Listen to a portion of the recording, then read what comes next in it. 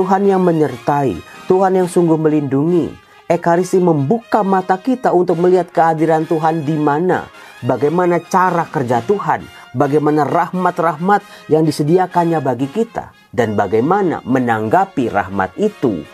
Salam damai sejahtera saudara-saudara yang terkasih pencinta firman Tuhan. Berjumpa kembali dengan Bible Learning with Father Joseph edisi ke-94 di tahun 2024.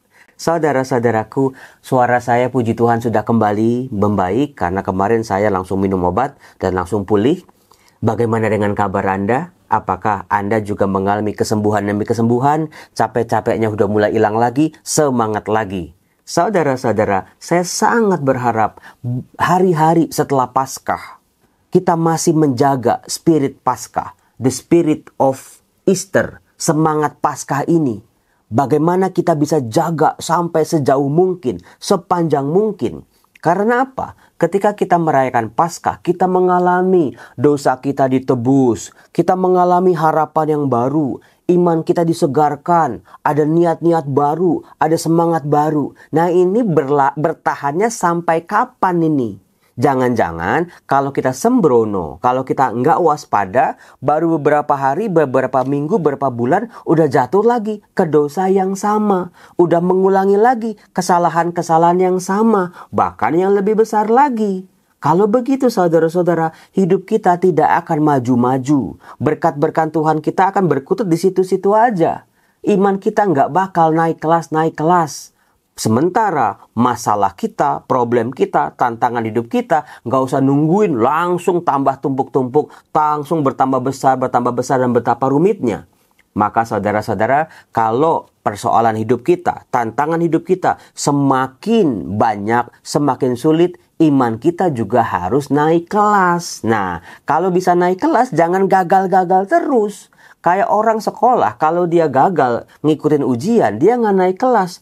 Sampai 5 tahun masih kelas 1 SD misalnya. Ya kapan dia bisa menyelesaikan soal-soal yang rumit? Soal-soal anak kelas 6 SD, soal-soal anak SMA. Kalau kelas 1 SD aja dia nggak naik-naik. Seperti itu juga dengan persoalan iman kita berhadapan dengan tantangan-tantangan hidup kita. Nah, saudara-saudaraku, saya kasih tahu rahasianya. Bagaimana menjaga spirit of Easter, semangat Paskah ini, jangan cepat berlalu. Salah satu rahasianya adalah dengan perayaan Ekaristi. Rayakan Ekaristi sesering mungkin. Seminggu sekali, setiap hari jauh lebih bagus. Karena apa saudara-saudara? Ekaristi betul-betul menghadirkan kembali peristiwa yang dilakukan oleh Tuhan Yesus. Ekaristi, pemecahan roti, mendengarkan firman, bersekutu bersama-sama dengan umat beriman yang lain. Kita tidak memisahkan diri dengan umat yang lain. Itulah Ekaristi saudara-saudaraku, kekuatan yang bertahan dalam gereja selama ribuan tahun. Bersama Ekaristi, di dalam Ekaristi, setelah Ekaristi, kita akan merasakan Tuhan yang hadir. Tuhan yang menyertai, Tuhan yang sungguh melindungi. Ekaristi membuka mata kita untuk melihat kehadiran Tuhan di mana, bagaimana cara kerja Tuhan, bagaimana rahmat-rahmat yang disediakannya bagi kita, dan bagaimana menanggapi rahmat itu. Hal itu bisa saya katakan karena di hari Rabu tanggal 3 April ini dibacakan Lukas bab 24 ayat 13 sampai 35. Para Emauser, orang-orang EJ, pasti langsung ngerti banget ini. Iya Romo, hafal sekali teks itu. Tunggu Romo. Romo tadi sebut apa? Emauser atau EJ. Apa sih itu Romo? Emmaus Journey, seringkali disingkat EJ. Pengikutnya atau anggotanya disebut Emmauser. Sebuah kelompok dalam gereja yang betul-betul mengajak anggota-anggotanya untuk membaca firman Tuhan setiap hari. Udah Romo baca firman Tuhan setiap hari. Kadang ngerti, kadang nggak ngerti. Kadang bingung, kadang sulit. Tapi di dalam Emmaus Journey ini kita dibimbing bacaan-bacaan mana yang bisa kita baca. Sudah dipilihin buat kita. Ada grade-grade-nya, ada tahapan-tahapannya. Kalau pemula itu bacaannya yang sederhana-sederhana. Ketika udah di tengah-tengah, bacaannya lebih kompleks lagi dan demikian seterusnya. Seiring dengan pengenalan kita akan Sang Sabda. Lalu, selain membaca sendiri, juga berkumpul bersama-sama dalam kelompok kecil. Di situ masing-masing men-sharingkan apa sih teks itu menyentuh mereka seperti apa. Bagaimana teks itu berbicara dalam kehidupan harian mereka. Tapi sebelum itu mereka juga menulis catatan harian atau disebut dengan jurnal. Karena kalau kita baca firman Tuhan, lalu kita, oh ini bagus nih. Lalu besok pasti lupa. Tapi kalau ditulis dengan jurnal, kita akan melihat itu bagaimana perkembangan-perkembangan perjalanan hidup kita bersama firman Tuhan. Itulah Emmaus Journey, saudara-saudara. Siapa yang di parokinya sudah ada Emmaus Journey atau di gerejanya sudah ada Emmaus Journey, silakan tulis di kolom komen, beri kesaksian bagaimana Emmaus Journey betul-betul menolong umat beriman untuk mencintai firman Tuhan dan hidup oleh sang terang firman ini. Nah, saudara-saudaraku yang terkasih, Lukas bab 24 ayat 13 sampai 35 ini memang siami tenan kok, betul-betul. Seperti tadi saya katakan, kalau kemarin Maria Magdalena tidak bisa mengenali Yesus. Yesus dikira tukang taman yang mengambil jenazah Yesus. Sementara sekarang 2 murid laki-laki itu nggak tanggung-tanggung. Udah mereka lagi murung, udah berjalan. Kemudian juga Yesus hadir di tengah-tengah mereka. Jalan bareng-bareng, ngobrol panjang. Sampai mereka tiba di sebuah tempat. Kemudian mereka mengundang Yesus. Lalu Yesus duduk bersama mereka, makan bersama mereka, mereka belum bisa mengenali. Sampai ketika Yesus memecah-mecahkan roti dan mengucapkan berkat, mata mereka terbuka untuk melihat Yesus. Tidak berhenti sampai di situ saja, hati mereka berkobar-kobar. Dan mereka bertransformasi, berubah secara luar biasa. Ketika mereka balik lagi ke Yerusalem dan mewartakan kepada para murid yang lain bagaimana yang dilakukan Tuhan Yesus kepada mereka sepanjang perjalanan ke Emmaus dan juga dalam pemecahan roti. Maka dari itu saudara-saudara, Ekaristi membuka mata kita, mata rohani, mata iman kita untuk betul-betul menyadari setiap hari betapa baiknya Tuhan. Tuhan bukan sekedar dongeng, Tuhan bukan sekedar pribadi yang bertahta di surga saja, tapi Tuhan yang dekat pada kita. Rohnya membuat kita bernyala-nyala dan berkobar-kobar. Maka dari itu saudara-saudara, Lukas bab 24 ini adalah bacaan-bacaan setelah kebangkitan. Bagaimana para murid diubah satu persatu. Selama ada hati yang terbuka, telinga yang mau mendengar, kaki yang mau melangkah, tangan yang mau melayani, di situ Tuhan selalu bisa dirasakan. Yuk kita bahas yuk dari Lukas bab 24 ini. Usul saya kalau Anda menonton video Bible Learning ini, silakan buka juga tuh kitab suci Anda. Siapin stabilo atau pulpen atau apalah yang untuk mewarnai. Silakan digaris bawain kata-kata, ungkapan-ungkapan yang menyentuh hati Anda. Itu salah satu cara menikmati firman Tuhan. Dikatakan begini di Lukas 24 ayat 13. Pada hari Sabat, sesudah Yesus dimakamkan, artinya 1 minggu setelah Paskah, 2 orang dari murid-murid Yesus pergi ke sebuah kampung bernama Emmaus yang terletak kira-kira 7 mil jauhnya dari Yerusalem. 7 mil itu berapa jauh, berapa kilometer sih Romo? Kurang lebih sekitar 11 sampai 12 kilometer. Apakah jauh? Ya nggak deket-deket banget, tapi nggak jauh-jauh banget sih Romo. Sebuah perjalanan kalau Anda lari ya, 10 kilometer itu kurang lebih 1,5 jam. Kalau larinya santai. Kalau berjalan mungkin bisa 3 jam. Nah, maka Emmaus ke Yerusalem atau Yerusalem ke Emmaus itu sekitar 4 jam perjalanan, jalannya santai. Apalagi ini para muridnya berjalannya sambil ngobrol. Enggak lagi cepet-cepet gitu yo. Sambil bercakap-cakap, berbincang-bincang. Apalagi mereka juga lagi lemes, lesu karena Tuhannya wafat. Nah, itu bisa dibayangkan seperti itu ya. Sebuah perjalanan yang kurang lebih 10 atau 12 kilometer. Anda bisa bayangin sendiri. Dari rumah Anda itu kemana tuh kalau 12 kilometer. Dan mereka bercakap-cakap. Ngomongin apa mereka? Ngobrol. Nah, saudara-saudara, inilah pentingnya ada orang lain yang menemani kita ketika kita bercakap-cakap. Apa yang sedang mereka percakapkan? Tentang segala sesuatu yang telah terjadi. Ketika mereka sedang bercakap-cakap, dan bertukar pikiran, datanglah Yesus sendiri mendekati mereka. Maka penting berkumpul bersama-sama dalam anggota sel atau komsel gitu ya. Bersharing bersama soal firman Tuhan, di situ Tuhan sendiri hadir. Barang siapa 2-3 orang berkumpul dalam namaku, aku hadir di tengah-tengah mereka. Ketika firman dibacakan, firman diperbincangkan, bertukar pikiran, di situ Tuhan hadir. Seringkali orang kumpul gitu ya, membahas firman Tuhan, entah gereja lain atau agama lain, jadinya debat, jadinya berantem. Nah, kalau kelompok EJ ini tidak bermaksud untuk adu argumen, tetapi ketika mereka berkumpul, mereka men-sharingkan. Tidak didikte atau tidak dinilai itu baik atau itu salah, tetapi mereka men-sharingkan bagaimana firman Tuhan itu bekerja dalam kehidupan mereka. Jadi orang-orang tidak akan dinilai atau dihakimi apalagi. Lalu Yesus setelah mendekati mereka, berjalan bersama-sama mereka. Saudara-saudara, inilah yang disebut dengan kelompok Emmaus Journey, berjalan bersama Tuhan. Walk with Jesus. Percayalah saudara-saudara, kalau kita berjalan bersama Tuhan, Tuhan di kiri atau kanan kita atau di belakang kita dan di depan kita, akan ada sesuatu yang luar biasa. Berjalanlah bersama Tuhan. Jangan jalanin sendiri. Jangan sok kuat sendiri. Ada Tuhan yang selalu menguatkan setiap hari. Kuncinya tadi, ekaristi.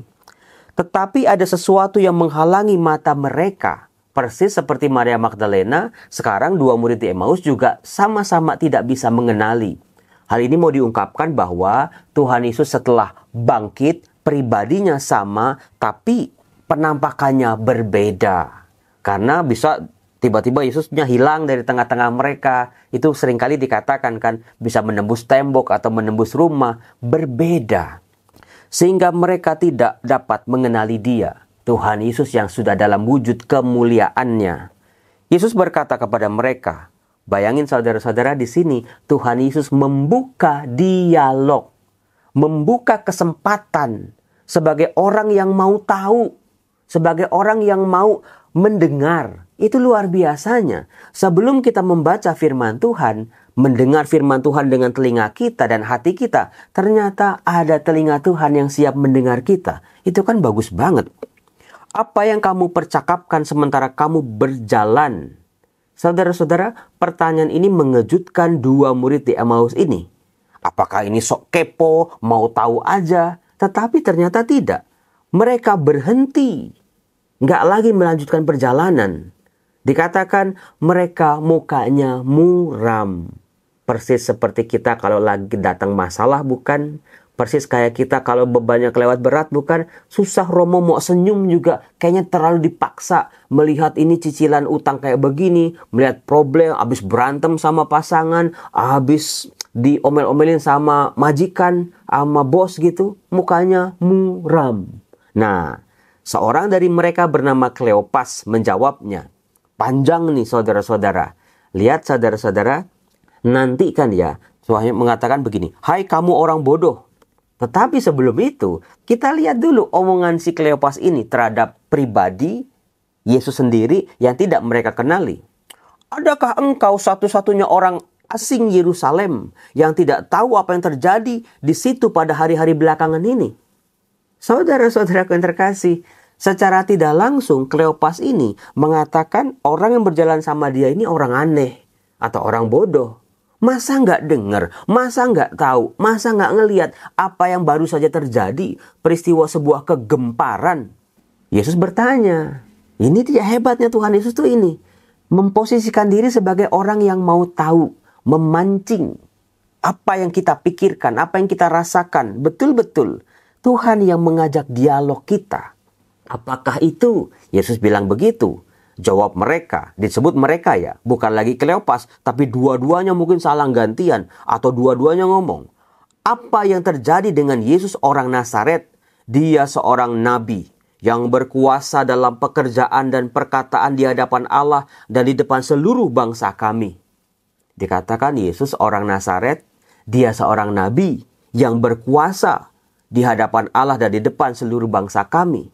Saudara-saudara terkasih, 2 murid di Emmaus ini memang sudah mengaku sebagai murid Yesus, tetapi mereka tidak atau belum mengenali identitas Yesus yang sesungguhnya. Wafat Yesus betul-betul mengaburkan, mengacaukan pikiran mereka, termasuk iman dan rasa percaya mereka. Tetapi imam-imam kepala dan pemimpin-pemimpin kami telah menyerahkan dia untuk dihukum mati, dan mereka telah menyalibkannya. Itu yang sebuah kepiluan, sebuah curhatan, bagaimana seorang murid gurunya dihukum mati. Nah, dikatakan padahal, nah ini dia. Padahal mereka mencoba membela nih. Kami dulu mengharapkan bahwa dialah yang datang untuk membebaskan bangsa Israel. Tetapi sementara itu telah lewat 3 hari sejak semuanya itu terjadi. Saudara-saudara terkasih, harapan yang musnah, harapan yang gagal, harapan yang membentur tembok tebal. Karena dikatakan padahal dulu kami sangat berharap, sekarang kok zong. Dikatakan beberapa perempuan dari kalangan kami telah mengejutkan kami. Pagi-pagi buta mereka telah pergi ke kubur dan tidak menemukan mayatnya. Ini yang kita dengar dari bacaan-bacaan kemarin, bukan? Lalu mereka datang dengan berita bahwa telah kelihatan kepadanya malaikat-malaikat yang mengatakan bahwa Yesus hidup. Saudara-saudaraku yang terkasih, sebetulnya pewartaan para perempuan ini kan apa yang mereka lihat, tetapi tidak dipercaya oleh 2 murid di Emmaus ini. Dan beberapa teman kami pergi ke kubur itu dan mendapati bahwa memang benar apa yang dikatakan perempuan-perempuan itu, tetapi Yesus sendiri tidak mereka lihat. Saudara-saudara yang terkasih, sulit bukan jadi perempuan? Kesaksiannya tidak didengerin, tidak dipercaya, bayangin coba. Nah, dikatakan setelah mereka selesai mau mengeluarkan unek-unek mereka, kebingungan mereka, kejengkelan mereka, kegagalan mereka, keputusasaan dan kekecewaan mereka, Yesus baru ngomong, udah selesai. Nah, hai kamu orang bodoh, artinya orang yang sulit mengerti.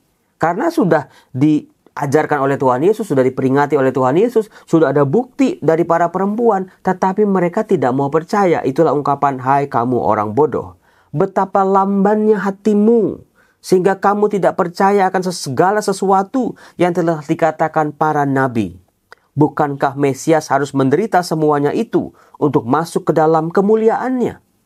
Saudara-saudara, 2 murid di Emmaus ini, Yesus mengenal mereka adalah orang-orang Israel sejati yang menanti harapan akan kedatangan Mesias melalui kitab-kitab para nabi. Inilah saudara-saudara yang diajak oleh Tuhan Yesus. Apakah kamu belum pernah mendengar selama ini? Kan sudah, tapi kok nggak ngerti-ngerti? Ini dia. Lalu Yesus menjelaskan kepada mereka apa yang tertulis tentang dia dalam seluruh kitab suci, mulai dari kitab-kitab Musa dan kitab-kitab Nabi. Sementara itu mereka mendekati kampung yang mereka tuju. Artinya mereka terus berjalan. Ia berbuat seolah-olah hendak meneruskan perjalanannya. Saudara-saudara yang terkasih, inilah Tuhan Yesus yang luar biasa. Tadi membuka dialog, memposisikan diri sebagai orang yang mau tahu, memposisikan diri sebagai orang yang gak tahu apa-apa. Nah sekarang Yesus memancing setelah mereka mau masuk ke kampung yang sudah mereka tuju. Yesus pura-pura hendak lanjutkan perjalanan. Itulah undangan atau pancingan Tuhan Yesus. Tuhan Yesus tidak mendikte kita sebetulnya, tetapi mengajak kita atau mengundang kita. Ditampilkan secara luar biasa di sini. Lalu mereka mendesaknya dengan sangat. Artinya mereka juga, ini pribadi ini kok luar biasa ya. Bisa menjelaskan tentang Mesias dari kitab Musa sampai kitab-kitab para nabi. Luar biasa ini. Maka mereka mendesak dengan sangat. Tinggallah bersama-sama dengan kami, sebab hari ini telah menjelang malam dan matahari hampir terbenam. Lalu Yesus ikut bersama mereka masuk ke sebuah rumah dan tinggal bersama-sama dengan mereka. Berarti 2 murid di Emmaus ini mereka pulang kampung. Mereka pulang ke rumah mereka masing-masing setelah Yesus wafat. Nah, waktu duduk makan dengan mereka, ia mengambil roti, mengucap berkat, lalu memecah-mecahkan roti itu dan memberikannya kepada mereka. Itulah Ekaristi. Ketika itu terbukalah mata mereka dan mereka pun mengenali Dia. Tetapi Yesus lenyap dari tengah-tengah mereka. Ini yang saya sebut pribadinya sama tapi sudah memasuki tubuh kemuliaan, bisa menghilang tiba-tiba. Kata mereka seorang kepada yang lain, bukankah hati kita berkobar-kobar ketika ia berbicara dengan kita di tengah jalan dan ketika ia menerangkan kitab suci kepada kita? Saudara-saudara, setiap firman Tuhan yang diwartakan mengundang kita untuk memiliki hati yang berkobar-kobar. Maka penting untuk para imam, para pengajar kitab suci, para pewarta, bagaimana firman Tuhan harus diolah sebagai firman yang hidup, firman yang ada roh kudusnya, membuat hati orang berkobar-kobar, bangkit kembali, apinya nyala lagi. Nah, lalu bangunlah mereka langsung kembali ke Yerusalem. Saudara-saudara, kalau orang baru saja berjalan 12 km ya, itu butuh istirahat nggak? Ya butuhlah Romo. Tapi ini, murid-murid ini, mereka mau berjalan 12 km lagi, tapi nggak tunggu istirahat. Nggak nunggu besok, nggak nunggu, aduh capek gitu ya, istirahat dulu deh. Padahal hari sudah mulai malam, matahari sudah mulai terbenam bukan? Nggak peduli mereka. Mereka langsung balik ke Yerusalem. Di situ mereka mendapati ke-11 murid. Saudara-saudara, Anda coba hitung. Kalau matahari terbenam itu sekitar jam 6 sore ya. Mereka berjalan 4 jam atau 5 jam. Sampai ke Yerusalem jam berapa coba? Kira-kira jam 11 malam bukan? Itu sudah larut. Tapi mereka semangatnya karena disentuh oleh firman Tuhan. Nggak peduli itu. Betul-betul pewartaan Yesus yang bangkit nggak bisa ditahan-tahan. Dikatakan mereka sedang berkumpul bersama teman-teman mereka. Artinya para murid juga tidurnya malam nih setelah kebangkitan. Kata mereka kepada 12 murid itu. Jadi 2 murid di Emmaus baru pulang ke Yerusalem. Lihat para murid lain sedang berkumpul. Mereka belum ngomong langsung. Murid-murid yang lain ngomong apa? Sungguh Tuhan telah bangkit dan telah menampakkan diri kepada Simon. Itulah yang membuat para murid-murid ini tidak langsung tidur. Mereka juga lagi heboh sebetulnya. Lalu kedua orang itu pun menceritakan apa yang terjadi di tengah jalan dan bagaimana mereka mengenali Yesus pada waktu ia memecah-mecahkan roti. Sharing, saudara-saudara. Firman yang sudah diresapi, firman yang sudah dialami, firman yang sudah betul-betul dijalani, mengubah hidup masing-masing dari orang, akhirnya harus di-sharingkan, saling melengkapi, ceritanya jadi utuh. Yesus yang bangkit sungguh-sungguh dirasakan oleh semua orang.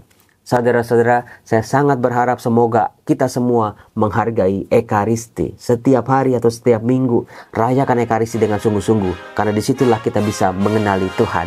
Salam, Tuhan berkati.